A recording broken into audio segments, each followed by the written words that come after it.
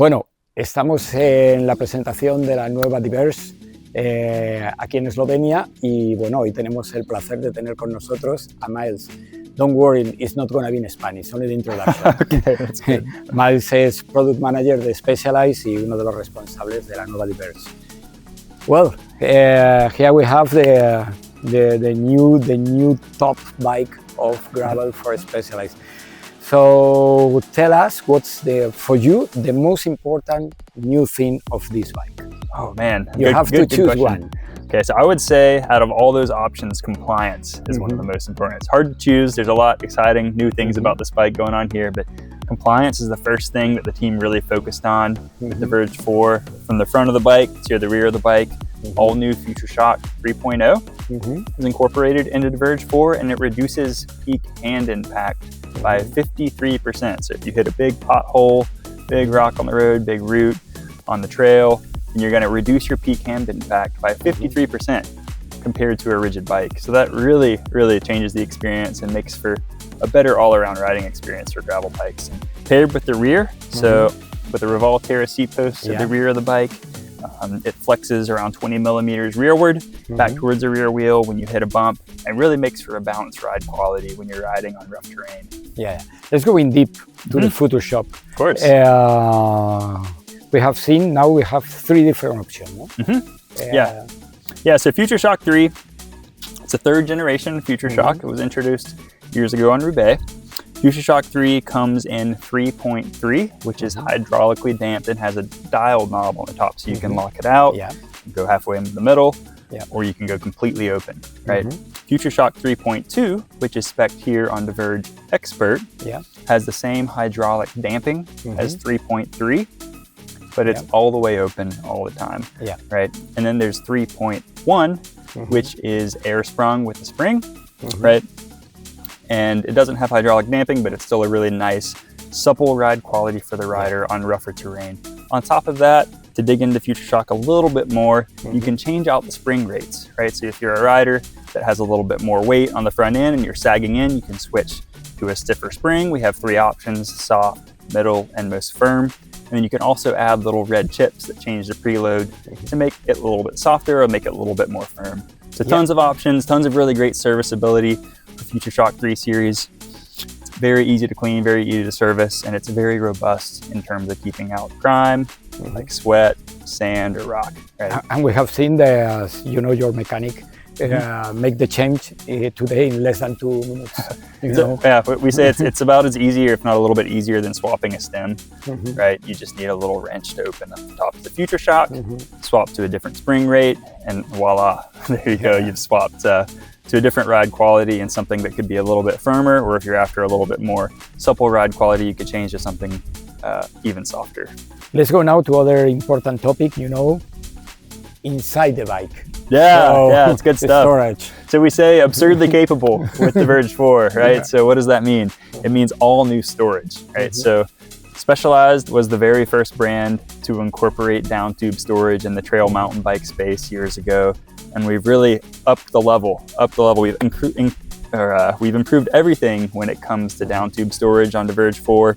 Compared to the Verge 3, the opening is 10% bigger. So you really can access anything you want. The lever itself is more ergonomically designed.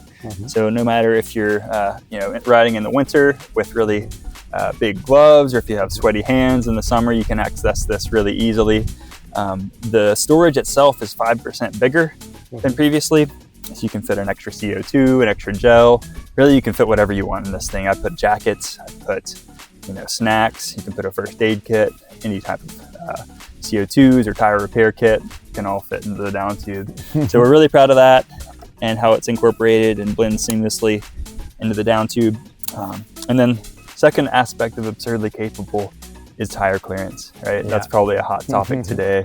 One of the hottest topics today is, and you can fit up to 2.2-inch mountain bike tires or any type of tire you want.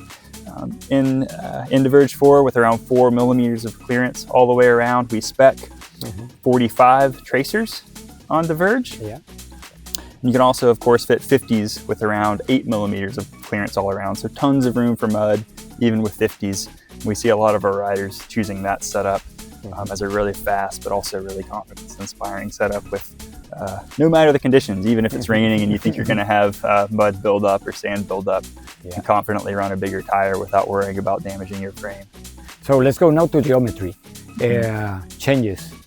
Yeah, good question. So we rethought geometry. So I guess Diverge 3 was already a class-leading geometry for gravel. Had a lot of confidence that you had from the front end of the bike all the way to the rear. So we didn't really invent the wheel when it comes to geometry, but we traveled around the world, got feedback from riders, retailers, and our off-road athletes, and said, how can we improve this and how can we make this better for the rougher terrain that athletes are riding these days? So we made the head tube angle slightly slacker, around 1 degree for each size for a little bit longer wheelbase. The chainstays grew by 5 millimeters in the rear. They're 430 now instead of 425 to balance the longer front center with the balanced rear center. The bottom bracket dropped by around 5 millimeters, and that's really key these days when riders are running bigger tires. That means their center of gravity is higher, right? So we want to make sure that you don't have that feeling of riding on the bike, and really when you're on rough terrain, you want that feeling of sitting in the bike. And when you're ripping around a loose corner like we were today in Slovenia, you want to make sure that you have that lower center of gravity and you can really lean into corners and not feel like you're gonna high side or go off the other side of the trail. So really key geometry updates, and that's something that I immediately felt when I got on this bike, compared to Diverge 3, a lot more stability, a lot more confidence, especially on steeper and rougher terrain. Do you think one of the big challenge of create the new Diverge was the big difference of understanding the gravel from adventure to racing? Yeah, so we see it. Yes, it is a challenge. Just to directly answer your question, but we see Diverge. Only one bike for all. Yeah. So we see Diverge as being a great option for riders on rougher and longer courses where you have fatigue building up over the long course of a 6, 7, 8, 9 hour day, right? And the future shock and the compliance in the rear really helps to combat that fatigue. Even for shorter rides, it's great in rougher scenarios. So it also has plenty of mounts.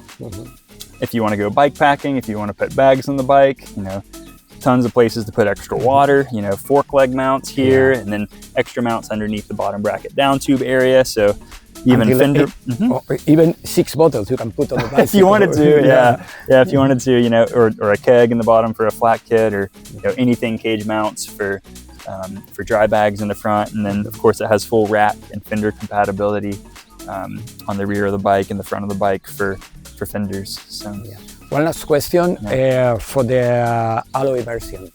Maybe it's not so sexy that the carbon fiber, but maybe it's one of the one very very nice option for this new entry price.